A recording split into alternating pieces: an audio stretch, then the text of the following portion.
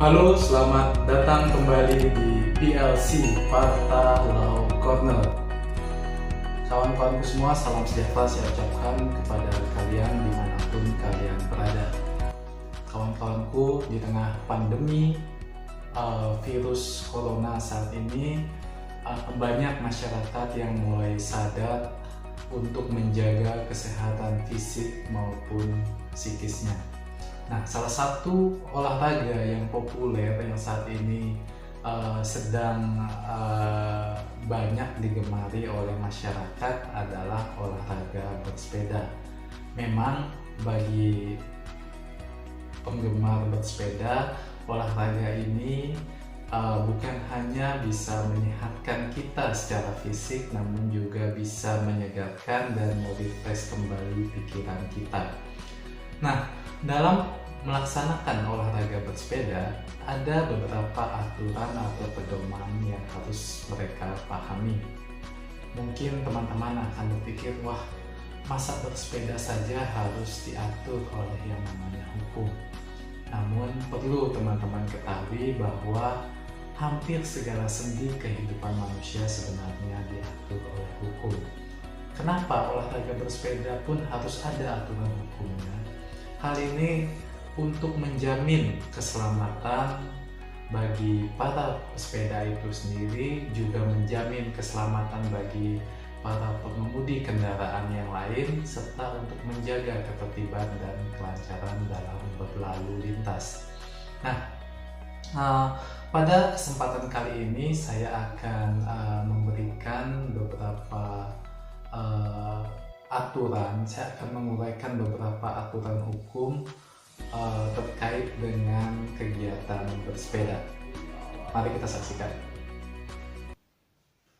Sebelum membahas mengenai segala aturan tentang bersepeda, maka ada baiknya kita mengetahui definisi kendaraan berdasarkan pasal 1 angka 7 dan pasal 47 ayat 1 Undang-Undang Nomor 22 Tahun 2009 tentang lalu lintas dan angkutan jalan raya, di mana berdasarkan pasal ini yang dimaksud dengan kendaraan adalah suatu sarana angkut di jalan yang terdiri atas kendaraan bermotor dan kendaraan tidak bermotor. Kemudian di pasal 1 angka 9 dijelaskan bahwa yang dimaksud dengan kendaraan tidak bermotor adalah setiap kendaraan yang digerakkan dengan tenaga manusia atau hewan. Apabila kemudian kita kaitkan dengan pengertian sepeda berdasarkan Kamus Besar Bahasa Indonesia, adalah suatu kendaraan yang memiliki setang, memiliki tempat duduk, dan memiliki sepasang pengayuh yang digerakkan oleh kaki untuk menjalankannya. Apabila definisi ini kita kaitkan dengan pasal 1 angka 9 tadi, maka dapat kita ketahui bahwa sepeda adalah kendaraan tidak bermotor. Agar suatu sepeda dapat dikatakan layak dan memenuhi syarat keselamatan, maka sepeda itu harus memenuhi syarat teknis dan syarat memuat barang.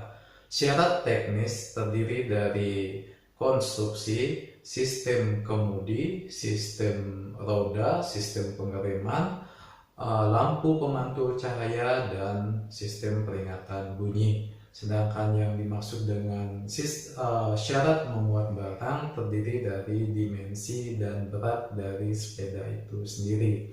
Jadi untuk suatu sepeda bisa beroperasi di jalan, maka syarat teknis maupun syarat memuat barang ini harus dipenuhi. Nah, kemudian berdasarkan pasal 62 beserta penjelasannya dan pasal 45 ayat 1 huruf B Undang-Undang Nomor 22 Tahun 2009, agar pesepeda itu bisa tertib, bisa selamat di dalam melakukan kegiatannya, maka pesepeda itu berhak mendapatkan fasilitas dari pemerintah berupa fasilitas keamanan, fasilitas keselamatan, fasilitas ketertiban, dan fasilitas kelancaran dalam bersepeda.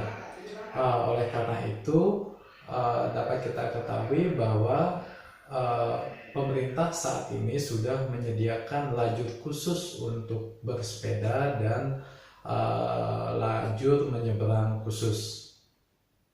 Walaupun pemerintah sudah memberikan fasilitas untuk menjamin keselamatan para pengendara kendaraan tidak bermotor, khususnya dalam hal ini adalah para pesepeda, namun masih ada saja kita lihat para pesepeda yang mengabaikan fasilitas ini ataupun tidak memperhatikan atau mempedomani aturan sebagaimana yang diamanatkan oleh Undang-Undang Nomor 22 Tahun 2009.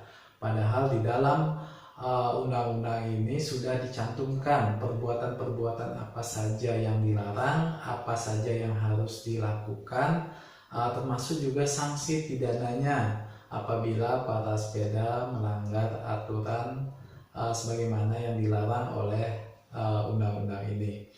Sebagaimana kita ketahui di dalam pasal 122 ayat 1 Undang-Undang Nomor 22 Tahun 2009 ini disebutkan bahwa pengendara kendaraan tidak bermotor dilarang untuk A. dengan sengaja membiarkan kendaraannya ditarik oleh kendaraan lain dengan kecepatan yang bisa membahayakan keselamatan. Yang huruf B-nya disebutkan bahwa pengendara kendaraan tidak bermotor dilarang untuk mengangkut atau menarik benda yang dapat merintangi atau membahayakan pengguna jalan lain. Dan atau ke huruf C, pengendara kendaraan tidak bermotor dilarang untuk menggunakan jalur jalan kendaraan bermotor jika telah disediakan jalur khusus bagi kendaraan tidak bermotor.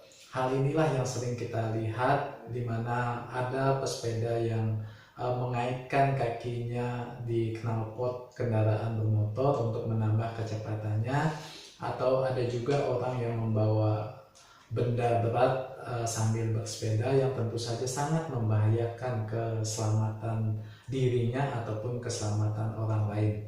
Dan yang paling sering kita lihat adalah banyak para pesepeda yang walaupun sudah disediakan jalur untuk bersepeda, mereka masih menggunakan jalur kendaraan bermotor. Bagi mereka yang melanggar ketentuan pasal 122 ayat 1 ini, maka ada sanksi pidananya sebagaimana yang diatur di dalam pasal 299 undang-undang ini, di mana ada ancaman kurungan paling lama 15 hari dan denda paling banyak Rp100.000.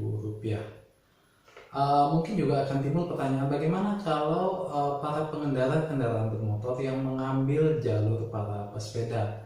Bagi mereka ini pun dapat dikenai sanksi pidana yang diatur di dalam pasal 287 ayat 1, di mana pemotor yang mengambil jalur pesepeda bisa dikenai kurungan paling lama 2 bulan dan denda sebanyak-banyaknya Rp500.000. Dengan adanya segala aturan-aturan sebagaimana yang dituangkan di dalam Undang-Undang Nomor 22 Tahun 2009 beserta fasilitas-fasilitas yang telah diberikan oleh pemerintah, maka diharapkan masyarakat bisa mempedomani dan melaksanakan segala aturan-aturan di dalam berlalu lintas ini dengan baik, serta mereka bisa menggunakan fasilitas-fasilitas tersebut secara tepat guna dan sesuai dengan aturan.